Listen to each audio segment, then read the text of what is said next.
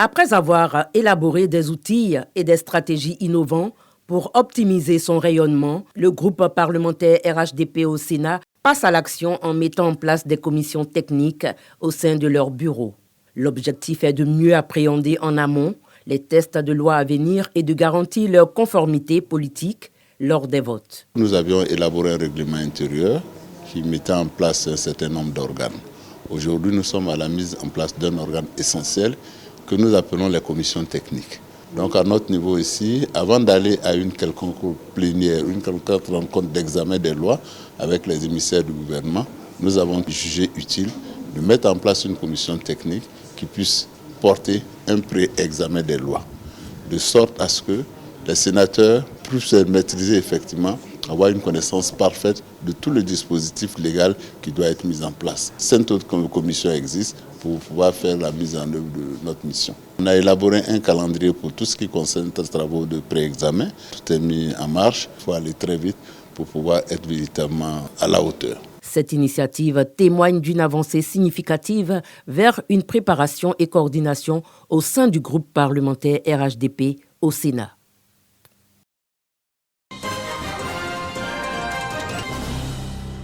« 2000 plants de palétuviers mis en terre à Ngaloa, localité située dans la commune d'Adiaké.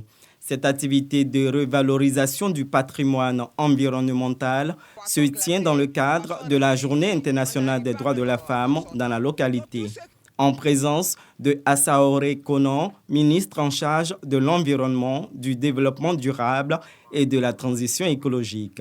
Cette célébration, dominée par des activités d'ordre environnemental, marque le lancement des travaux de restauration de la mangrove dans la localité. Initiée par l'ONG internationale Sauvons l'environnement, cette activité a pour but la lutte contre l'érosion côtière par la restauration de la mangrove. Monsieur le ministre, en acceptant de patronner cette cérémonie, vous témoignez de la façon la plus significative l'intérêt que vous portez non seulement à la sauvegarde de l'environnement, mais aussi au développement et au bien-être de la population partout en Côte d'Ivoire.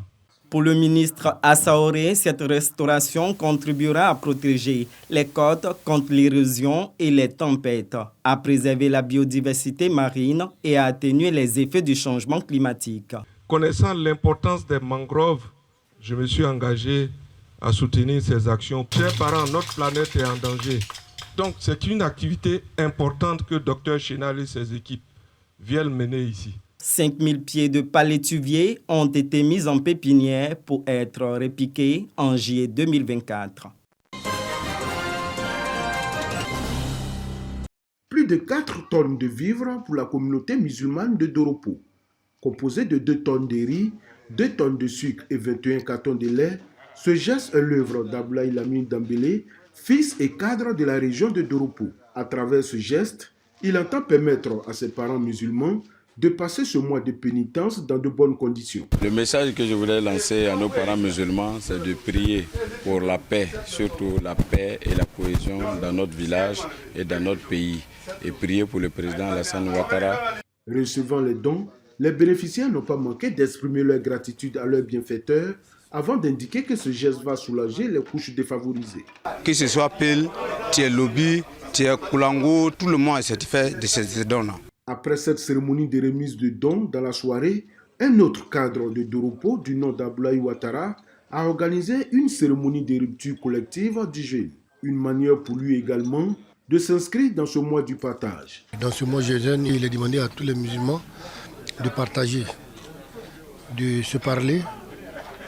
Et c'est dans ce cadre-là que j'ai aussi pensé, qu'il faut que je vienne partager avec nos parents du village, avec les chefs de service qui viennent d'ailleurs et qui travaillent chez nous ici, et avec tout le monde.